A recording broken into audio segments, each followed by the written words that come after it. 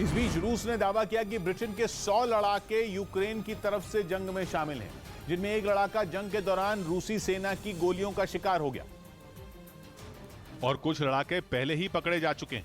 बताया गया कि इन लड़ाकों की तादाद 100 के करीब है, जो यूक्रेन के अलग अलग शहरों में रूसी फौज से लोहा ले रहे हैं।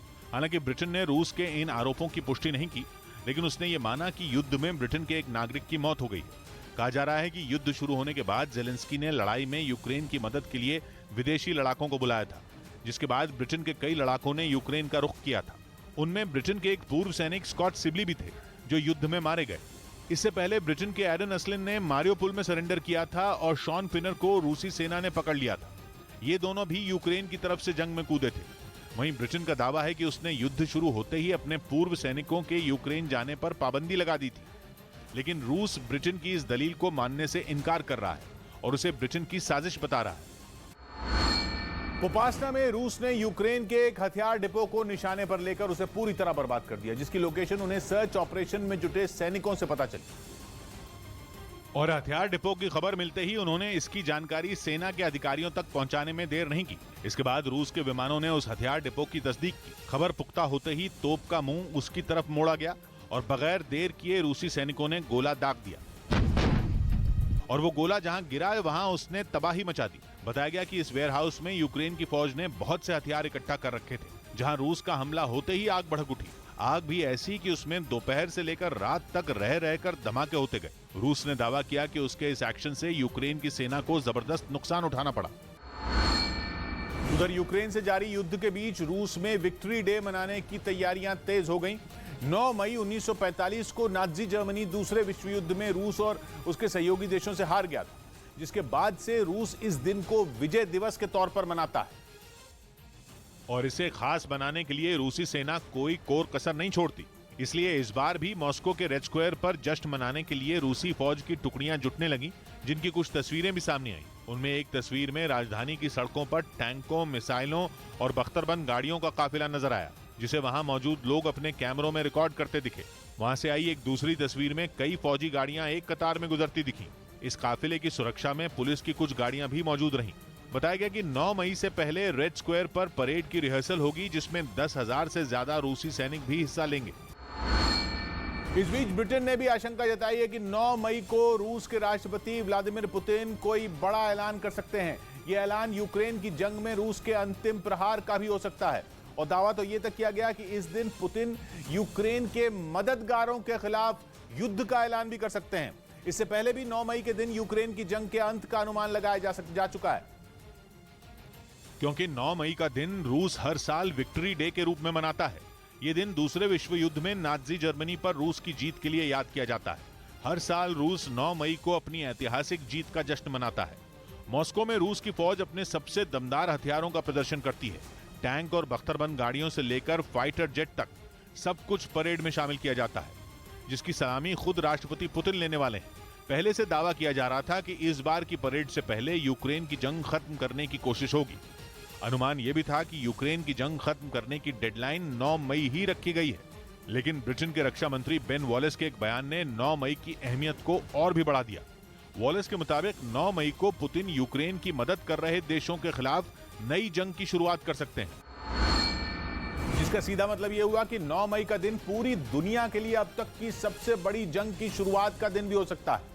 अगर ब्रिटेन के रक्षा मंत्री का अनुमान सही साबित हुआ तो यह लड़ाई विश्व युद्ध में बदल सकती है, क्योंकि अगर हमला यूक्रेन के मददगार देशों पर हुआ तो उसके दायरे में पूरा यूरोप भी होगा और अमेरिका भी होगा। जाहिर है, अगर ऐसी जंग की शुरुआत हुई तो दुनिया 2 गुटों में बढ़ जाएगी। ब्रिटेन के रक्षा मंत्री बेन वॉलेस ने यह बयान एक रेडियो स्टेशन को इंटरव्यू में दिया, जिसने थोड़ी ही देर में पूरी दुनिया में खलबली मचा दी। ब्रिटेन ने इस दावे के पीछे कुछ दलीलें भी दी। ब्रिटेन का मानना है कि 9 मई के आने में केवल 10 दिन का वक्त बचा है। इतने कम वक्त में रूस इस जंग का अंत नहीं कर सकता। अभी तक रूस अपनी उम्मीदों से काफी कम नतीजे निकाल पाया है। अगर रूस ने जंग खत्म करने में जल्दबाजी की तो नतीजे और भी खतरनाक होंगे। यूक्रेन की जंग में रूस शुरू से अपना दुश्मन यूक्रेन को नहीं मानता, बल्कि यूक्रेन के उन दोस्तों को मानता है जो उसे हथियार दे रहे हैं, खासतौर पर नेटो और अमेरिका, जिनके हथियारों के दम पर यूक्रेन दुनिया की महाशक्ति से पिछले 65 दिन से लोहा ले रहा है। यही वजह है कि इस जंग में कई बार रूस यूक्रेन तक पहुंचने वाले हथियारों का रास्ता रोकने की कोशिश कर चुका है। रूस के कई बड़े मंत्री नेटो और अमेरिका को सीधी चेतावनी भी दे चुके हैं और यूक्रेन की मदद करने पर हर्जाना भुगतने की धमकी तक दी जा चुकी है।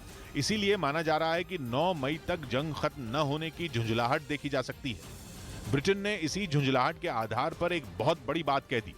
ब्रिटेन को लगता है कि 9 मई को भाषण देते हुए पुतिन बहुत बड़ा ऐलान कर सकते हैं। यह ऐलान यूक्रेन में रूस के स्पेशल ऑपरेशन को एक बड़ी जंग में बदल देगा। इस बार पुतिन के निशाने पर केवल यूक्रेन नहीं बल्कि यूक्रेन के सभी मददगार देश हो सकते हैं। इस बीच रूस की तरफ से सीधी चेतावनी भी आ चुकी है कि अगर यूक्रेन की जंग में किसी और मुल्क ने हाथ डाला तो परमाणु बम का भी इस्तेमाल किया जा सकता है। अब उस चेतावनी को भी रूस के विक्ट्री डे और ब्रिटेन की आशंका से जोड़कर देखा जा रहा है। हालांकि पिछले कुछ दिनों में रूस की सेना के हमले पूर्वी और दक्षिणी यूक्रेन में काफी तेज हुए हैं। वहीं जंग के बीच रूस और चीन के बीच कारोबार का एक नया रूट भी शुरू हो गया। रूस और चीन के पूर्वी छोर पर एक पुल बनकर तैयार हो गया। ये पुल अमूर नदी पर बना है, जो इन दोनों देशों के बीच कारोबारी रिश्तों के नया रास्ता खोलेगा। और चीन के कारोबारियों को रूस का एक बड़ा बाजार मिल जाएगा। पिछले कई साल से पुल को बनाने का काम किया जा रहा है। ये पुल अमूर नदी पर बनाया गया है। प्रोजेक्ट कुछ इस तरह पूरा हुआ कि चीन की सीमा में पड़ने वाले हिस्से का पुल चीन ने बनाया और रूस के हिस्से में पड़ने वाले नदी के हिस्से पर रूस ने पुल बनाया। चीन तो अपने हिस्से का काम 3 साल पहले ही पूरा कर चुका था, लेकिन रूस के हिस्से का काम कुछ ढीला रहा। अब जाकर रूस ने भी प्रोजेक्ट के पूरा होने का ऐलान कर दिया। हालांकि पुल पर आवाजाही शुरू होने में अभी करीब 1 महीने का वक्त लग सकता है। लेकिन पुल के शुरू होते ही रूस और चीन के बीच नए कारोबारी रिश्ते शुरू होंगे। अनुमान तो यह लगाया जा रहा है कि यह मजबूत पुल हर साल 2 करोड़ टन से भी ज्यादा वजन एक छोर से दूसरे छोर तक पहुंचाने में काम आएगा। रूस और चीन के पूर्वी छोर की सीमा पर अमूर नदी बहुत अहम है। बहुत बड़ा हिस्सा तो ऐसा है जहां अमूर नदी ही दोनों देशों की सरहद है। मतलब यह कि नदी बिल्कुल दोनों देशों की सीमा के साथ बहती है।